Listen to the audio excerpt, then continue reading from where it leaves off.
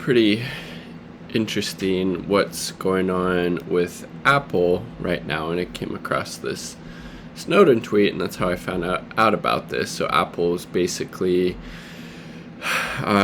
changing a lot, or some of their privacy protections for people who use Apple devices in the guise of, hopefully stopping, children getting abused, protecting children, that type of thing. But it seems like this is probably, frankly, going to open the door to the government being able to have more mass surveillance of people, particularly people obviously using Apple products at this point. So this is Snowden's take on it, and then we'll look at some other stuff. No matter how well-intentioned Apple is at rolling out mass surveillance to the entire world with this, make no mistake, if they can scan for kiddie porn today, they can scan for anything tomorrow. They turned $1 trillion of devices into iNarcs without asking. So Apple says to protect children, they're updating every iPhone to continuously compare your photos and cloud storage against a secret blacklist. If it finds a hit, they call the cops.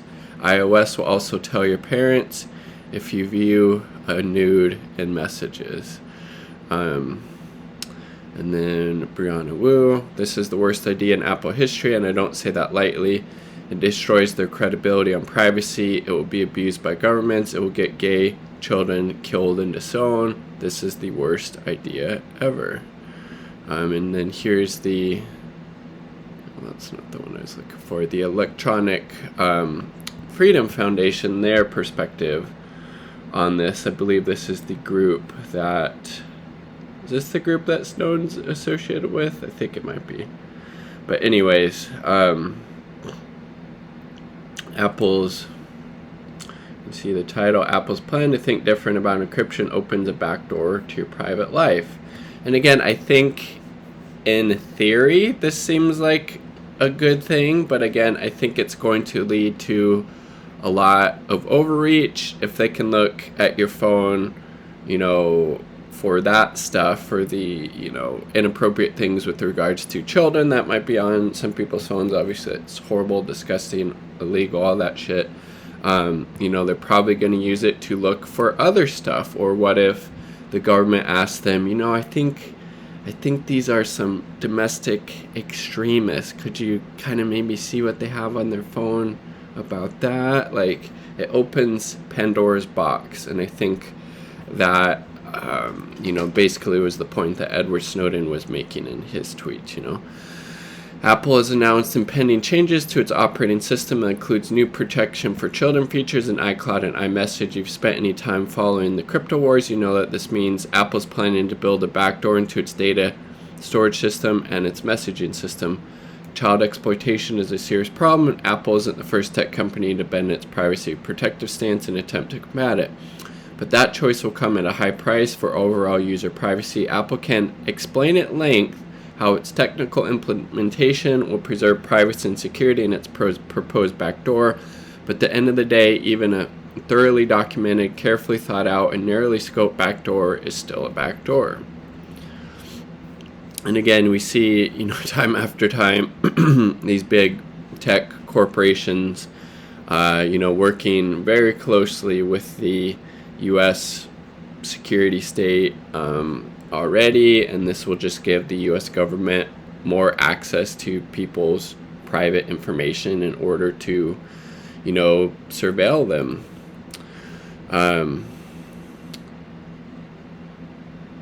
To say that we're disappointed by Apple's plans is an understatement. Apple has historically been a champion of end-to-end encryption for all the same reasons EFF has articulated time and time again.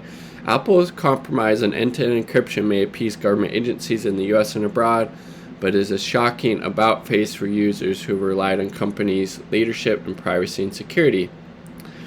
There are two main features the company is planning to install in every Apple device. One is a scanning feature that will scan all photos as they get uploaded into iCloud Photos to see if they match a photo in the database of known child sex abuse material CSAM maintained by the National Center for Missing and Exploited Children, NCMEC.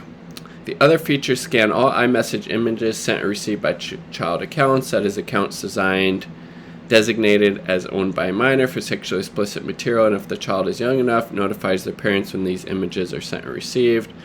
This feature can be turned on or off by parents. When Apple releases these client-side scanning functionalities, users of iCloud Photos, child users of iMessage, and anyone who talks to a minor through iMessage will have to carefully consider their privacy and security priorities in light of the changes, and possibly be unable to safely use one until its development is one of the preeminent encrypted messengers. Apple is opening the back door to broader abuse. We've said it before and we'll say it again. It's impossible to build a client-side scanning system that can only be used for sexually explicit images sent or received by children.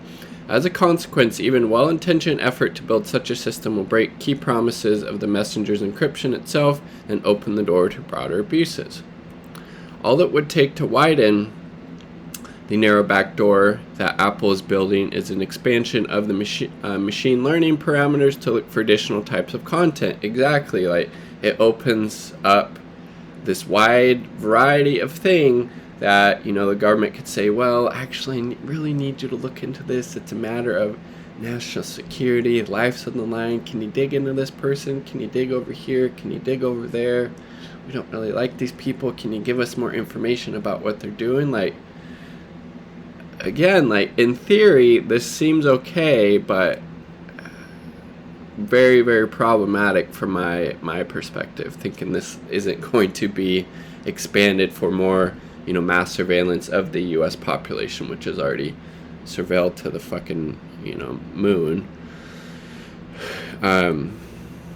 Or tweak of the configuration flags to scan not just children's but anyone's accounts. That's not just a slippery slope, that's a fully built system, just waiting for external pressure to make the slightest change. Take the example of India, where recently passed rules include dangerous requirements for platforms to identify the origins of message and pre-screen content. New laws in Ethiopia requiring content takedowns of misinformation in 24 hours may apply to messaging services. And many other countries, often those with authoritarian governments, have passed similar laws. Apple's change would enable such screening, takedown reporting, and its end-to-end messaging. The abuse cases are easy to imagine. Government that outlaw homosexuality might require the classifier to be trained to restrict apparent LGBTQ plus content, or an authoritarian regime might demand the classifier be able to spot popular satirical images or protest flyers. We've already seen this mission creep in action. One of the technologies originally built to scan and hash child sexual abuse imagery has been repurposed to create a database of terrorist content that companies contribute to and access for the purpose of banning such content. The database, managed by Global Internet Forum to Counter Terrorism, is troubling without external oversight, despite calls from civil society. Jesus. Decrease in privacy. Apple's plan for scanning photos that get uploaded in iCloud Photos is similar in some ways to Microsoft's Photo DNA. The main product difference is that Apple scanning will happen on device. The unauditable database of processed CSAM images will be distributed in the operating system. The processed images transform so that users cannot see what the image is, and matching done on those transformed images use it. Blah, blah, blah.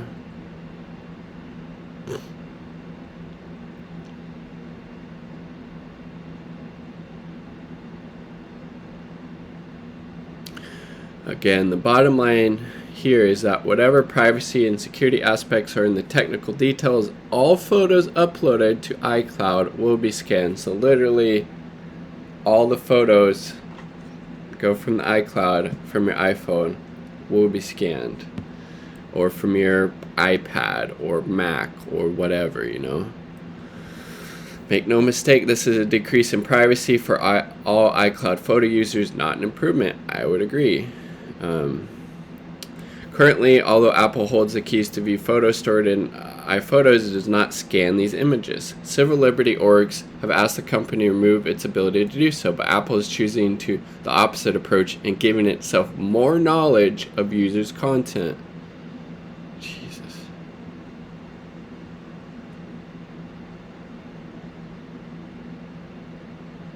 I mean,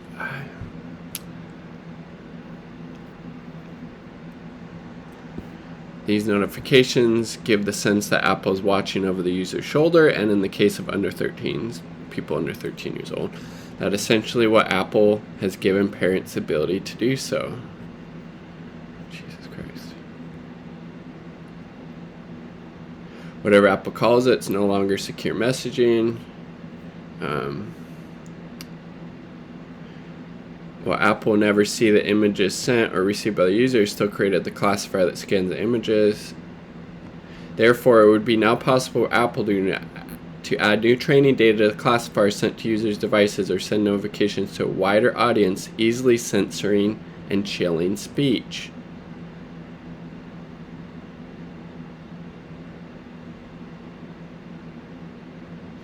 But even without such expansions, the system will give parents who do not have the best interests of their children in mind, one way or the other, to monitor and control them, limiting the internet's potential for expanding the world of those whose lives would otherwise be restricted.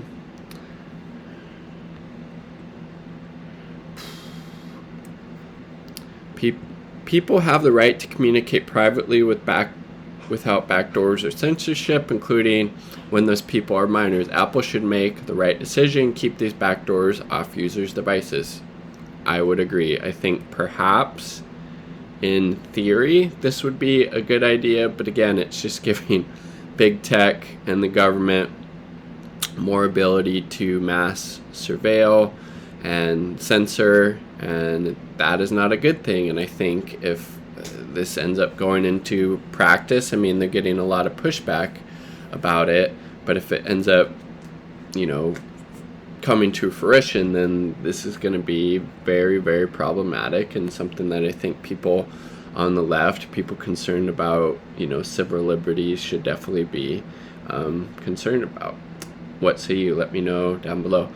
Like the video if you like the damn video. Subscribe for more content. All part of the people. Peace. Much love.